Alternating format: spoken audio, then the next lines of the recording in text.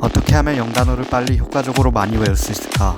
영단어, 듣기만 해도 외워야 한다는 생각에 벌써 머리가 지끈거리지 않는가? 무엇인가를 외우겠다는 생각만 해도 우리의 뇌가 벌써부터 거부감을 일으키고 있음을 우리 스스로가 인지하고 있다. 그렇다면 도대체 어떻게 하면 뇌가 거부하는 반응을 이겨내고 빠르고 쉽고 재밌게 영단어를 마스터할 수 있을까? 이에 관련된 수많은 영상 콘텐츠를 소비하고 책을 읽고 논문과 짧은 기사들을 찾아본 결과 다음과 같은 결론이 나왔다.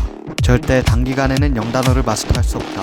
처음에는 이 사실을 받아들이는 것 자체가 큰일이다. 모두들 가장 빠르고 효율적으로 영단어를 배우고 싶기 때문이다. 하지만 정말 많은 사람들과 책과 논문과 기사들이 그런 마법 같은 방법은 없다고 주장한다. 다수가 그렇게 말한다면 분명한 이유가 있는 것이다. 하지만 다행히도 빠르지는 않지만 매우 효율적으로 단어를 익히는 방법은 존재한다. 그것은 그림과 단어를 연상시키는 것이다. 다음은 의학 논술로 유명한 저널 사이트들에서 발췌한 것이다. 다음 논문들은 그림을 그리는 것이 단어를 기억하는 데 얼마나 큰 도움을 주는지 보여주고 있다. 하나하나 그 실험에 대한 개요를 맛봐보자.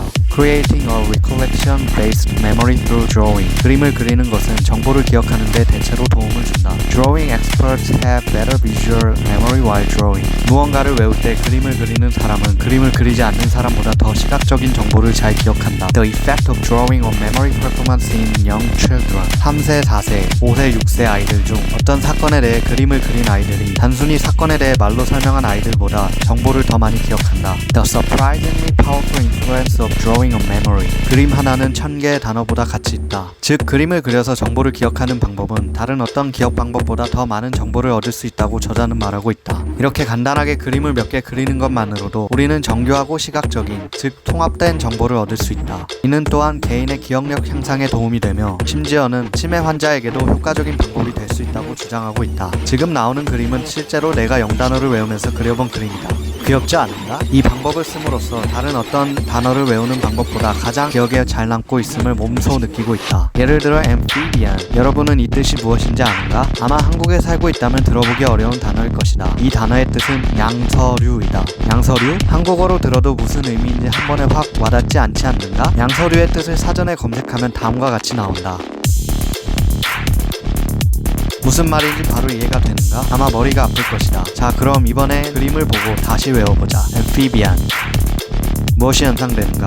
바로 개구리이다. 개구리는 어렸을 때부터 올챙이였다가 성장하면서 다리가 생겨 육지로 올라와서 생활한다. 이는 자명한 사실이다. 이로부터 우리는 양서류 중에는 개구리가 있고 개구리랑 비슷한 특성을 갖는 동물은 양서류일 것이라고 생각해낼 수 있다. 이것이 바로 그림과 단어를 연결시켜 학습하는 방법이다. 정말 쉽지 않은가? 다른 단어 arboreal을 살펴보자. arboreal의 사전적 정의는 수목의 나무 위에 사는 이다. 한 번에 기억할 수 있겠는가? 아마 아닐 것이다. 다음 날이 되면 arboreal이 무엇이었는지 기억조차 해내지 못할 것이다. 자, 다시 한번 그림을 보자. arboreal.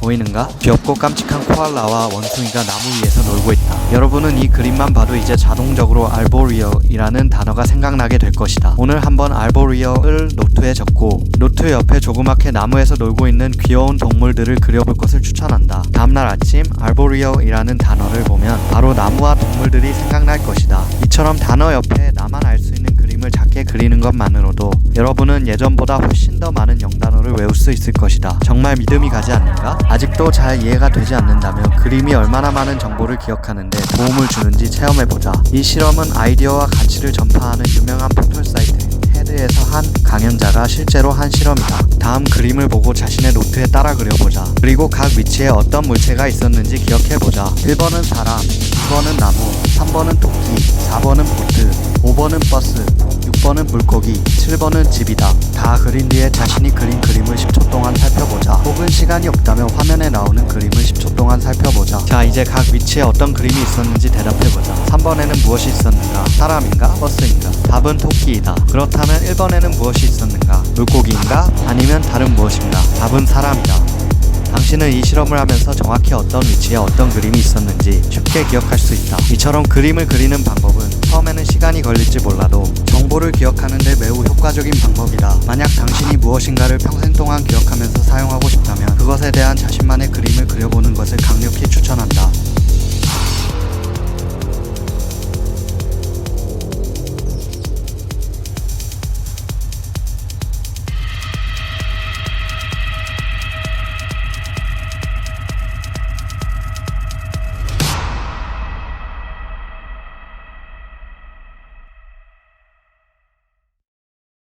We can actually all get used to drawing and making information memorable with pictures. And the great thing is, what I'd invite you to do is to start using your skills for yourself and for others.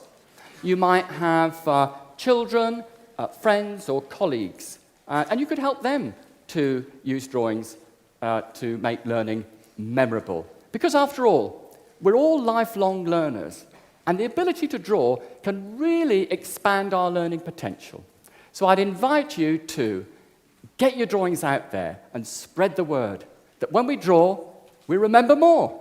Thank you.